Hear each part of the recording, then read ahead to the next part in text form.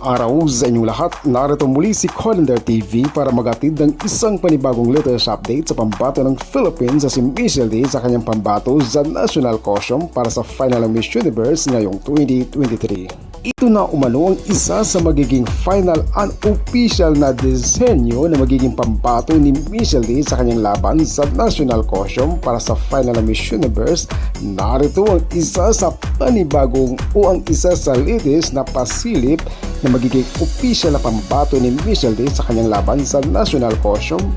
Panoorin po natin. Ako si Colander TV.